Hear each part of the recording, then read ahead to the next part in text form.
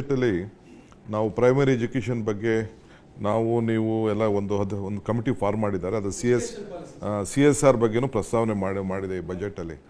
ನಾವೇನಾದ್ರು ಮಾಡಿ CSR ಹಣ ತಂದು ಸ್ಕೂಲ್ ಮಾಡಿಸ್ಬೇಕು ಅಂತ. ಸೊ ಅದಕ್ಕೆ ನೀವು ಪ್ರಿಯಾಂಕಲ್ಲ we have to be active on that. Minimum ಹಳ್ಳಿ ಪಂಚಾಯತಿ ಮಟ್ಟದಲ್ಲಿ 2,000 ಸ್ಕೂಲ್ ಆದರೂ ನೆಕ್ಸ್ಟ್ 3-4 ಇಯರ್ಸಲ್ಲಿ we have to target that. ನೀವು ಹೈಯರ್ ಎಜುಕೇಷನ್ ಮಿನಿಸ್ಟರ್ ಇದ್ದೀರಿ. ಸರ್, ಈಗ ನಾನು ಮೊದಲಿಗೆ ಮುಖ್ಯಮಂತ್ರಿಗಳಿಗೆ ನಾನು ಧನ್ಯವಾದ ತಿಳಿಸ್ತೀನಿ ಸರ್. UVC ಸಂಸ್ಥೆ ತಮಗೆಲ್ರಿಗೂ ಗೊತ್ತಿರೋವಂಥದ್ದು 1913ನೇ ಇಸ್ವಿಯಲ್ಲಿ ಸ್ಥಾಪನೆ ಆಗಿರುವಂಥದ್ದು. ವಿಶ್ವೇಶ್ವರಯ್ಯನವರ ಸ್ಥಾಪನೆ ಮಾಡಿರ್ತಕ್ಕಂಥದ್ದು.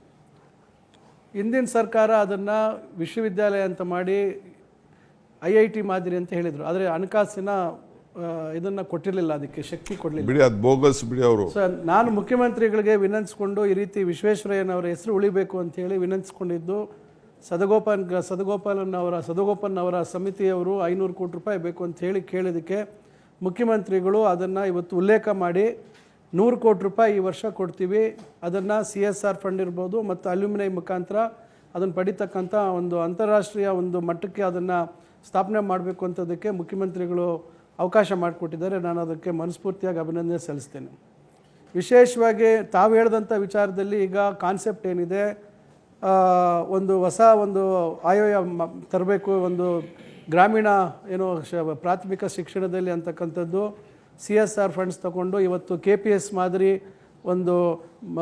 ಒಂದು ಪ್ರೀಸೆಟ್ ಮಾಡೆಲ್ನ ಕ್ರಿಯೇಟ್ ಮಾಡಿ ಇವತ್ತು English dual education dual education ತಂದು ಇವತ್ತು ಗ್ರಾಮೀಣ ಪ್ರದೇಶದಲ್ಲಿ ಮಕ್ಕಳಿಗೆ ಭವಿಷ್ಯತ್ತನ್ನು ರೂಪಿಸ್ಕೊಳ್ಳಿಕ್ಕೆ ನಾವು ಒಂದು ಮಾದರಿ ಮಾಡಬೇಕು ಅಂತ ತಾವು ಹೇಳಿದ್ದೀರ. ಖಂಡಿತ ಮುಖ್ಯಮಂತ್ರಿಗಳು ನನಗಾಗ್ಬೋದು, ಮಧುವಾಗ್ಬೋದು, ಭಾಳಷ್ಟು ನಮಗೆ ಫ್ರೀ ಹ್ಯಾಂಡ್ ಕೊಟ್ಟಿದ್ದಾರೆ.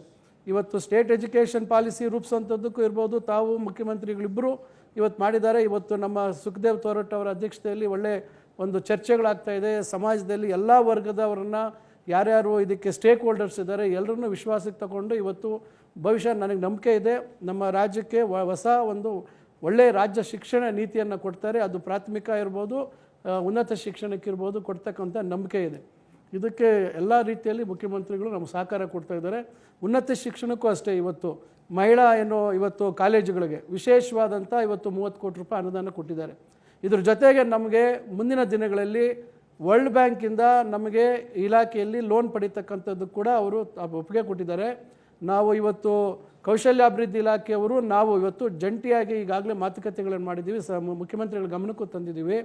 ಈಗ ನಾವು ನಮ್ಮ ಪಾಲಿಟೆಕ್ನಿಕ್ ಇರ್ಬೋದು, ನಮ್ಮ ಸರ್ಕಾರಿ ಪಾಲಿಟೆಕ್ನಿಕ್ಕು ಮತ್ತು ಇಂಜಿನಿಯರಿಂಗ್ ಕಾಲೇಜಿನ ಇವತ್ತು ಲ್ಯಾಬ್ಸ್ ಇರ್ಬೋದು, ಬೇರೆ ಇವತ್ತೇನು ಅಂತಾರಾಷ್ಟ್ರೀಯ ಮಟ್ಟದಲ್ಲಿ ಅಥವಾ ನಮ್ಮಲ್ಲಿ ಸ್ಥಳೀಯವಾಗಿರ್ತಕ್ಕಂಥ ಖಾಸಗಿ ಇಂಜಿನಿಯರಿಂಗ್ ಕಾಲೇಜುಗಳ ಗುಣಮಟ್ಟಕ್ಕಿಂತ ಮೀರಿಸ್ತಕ್ಕಂಥ ನಿಟ್ಟಿನಲ್ಲಿ ನಾವೊಂದು ಜಂಟಿಯಾಗಿ ನಾವು 2 ಇಲಾಖೆಯವರು ಕೆಲಸ ಮಾಡಬೇಕು ಅಂತಕ್ಕಂಥದ್ದು